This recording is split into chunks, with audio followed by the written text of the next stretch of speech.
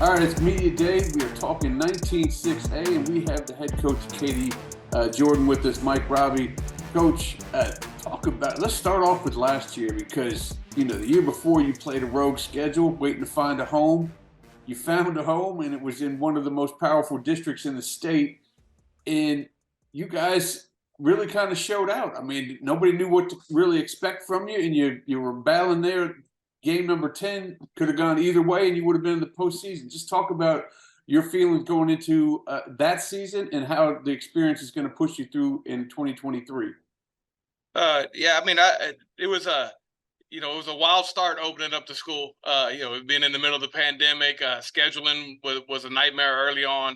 We got into the second year, we got into the rogue schedule where we got to play a little bit of varsity action, and that was good for our kids. They got exposed to some pretty good football. I know our record wasn't really where we wanted to be coming out of that year, but the growth over the first 2 years was really good. So we were excited about the opportunity to get into this district. I'd coached in it previously at May Creek for 5 years, and so I kind of knew what to expect and what it was going to look like. We had a great all season, and I thought our kids performed well last year. Our goal going into last year, of course, we wanted to make the playoffs, but we wanted to get into Game 10 with it meaning something, and we were able to get to that point, and didn't execute the way we wanted to early in that football game. Kind of got behind the eight ball, finished really strong. And I thought our kids responded well the whole season. So they did a good job with it being their first real true varsity experience. I was going to say, does that bring you momentum for 2023? Because you knew what you had through spring and obviously through your rogue schedule the year before, but nobody else really in Houston knew. We said, okay, we don't have a ton of film on this team. Let's see what they got. You, lucky enough, got May Creek right off the bat. That's a team you used to coach, so maybe you're a little familiar there.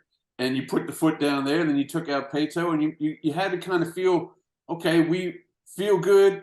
We belong in this district, and we're going to go out here and compete.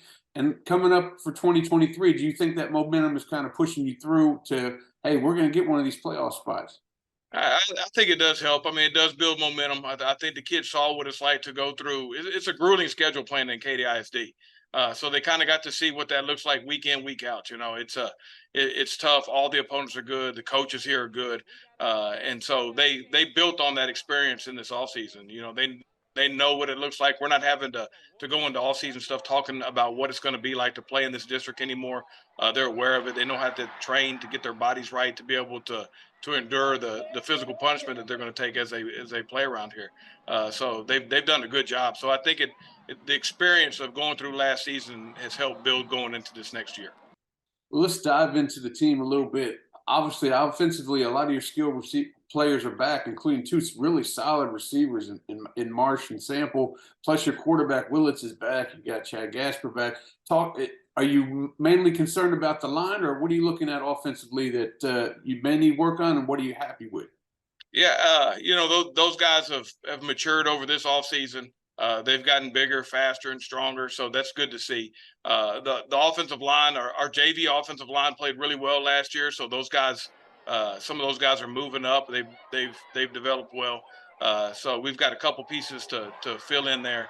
We lost two seniors that contributed really well off that offensive line, but three of those guys are back, so they know what it takes. A couple other guys that are competing for spots right now were on varsity, so they got to experience it as well. So, the offense comes back pretty much intact. So it's been fun to watch them, grow over the last 3 years, and we have high expectations for them to perform well this next year. How about defensively, what you might be looking for there? I know you got a couple good secondary guys coming back that were all-team selections. What are you looking for to step up on the defensive side of the ball? We're getting a whole different linebacking core than what we played with last year. So we've got some bigger bodies that are going to play in there. So we're excited about those guys. We were fortunate enough to have enough good seniors to be able to play those positions for us last year. So they got to develop on our JV team, and they played really good. And then had a really good spring. So watching those guys improve, watching some of the D line spots that we needed to improve over the spring was really fun to watch. And the defense as a whole, it should be pretty solid this next year.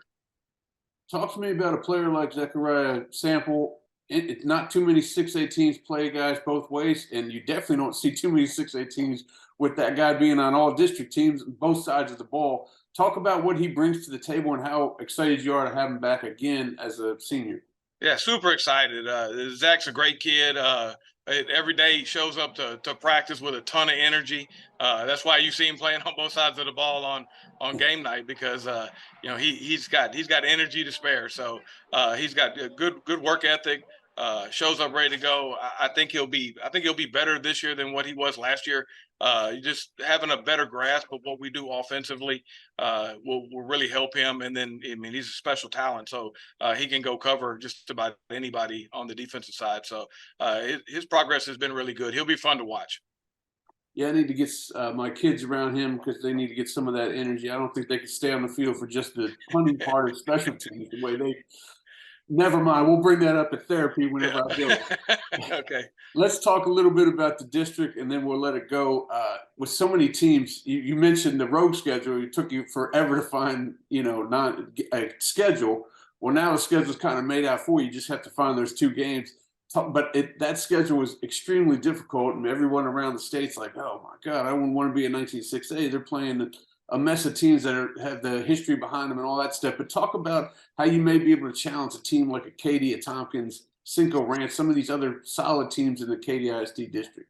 I mean, our real focus is just on us, man. And I know it's cliche to say, but I mean, we're really focused on getting better at every position on our team. I mean, from the special teams guys all the way to the guys that start on offense and defense.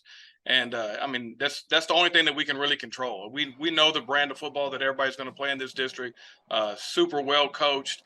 Kids play hard. I mean, every game is a 4-quarter game. If you watch just over the last 8-year span, the margin of victory in this district is usually pretty close, especially for the teams that are battling for those 3rd and 4th positions. I mean, those games are tight, super competitive. You never know how it's going to end up week to week. So we know we're up against. It's good. It's a real challenge. So your kids have to rise to that week in and week out. So it just makes better football. So it's going to be exciting. It's a challenge. I mean, it'll be a challenge every year. No matter what school you're at in this district, it's going to be a challenge to be able to get in. I mean, there's always going to be some good football teams that are left at home, and we just don't want to be one of those this year. So, our kids are determined and know what they're up against, and it'll be exciting. It's going to be fun to watch. So the thing, I was just thinking to myself while you're talking about that with the new school like Jordan, it must have been fun during the off season filling out the record book, because everything's a record pretty much. Like go ahead and you put that up on the board and beat this. You got probably had 100 new records, but anyway, we will be definitely keeping an eye on Katy ISD. We'll have a camera planted at Rhodes and Legacy probably every Thursday and Friday night. So good luck, and thank you very much for joining me today, Coach. All right, thanks for having me.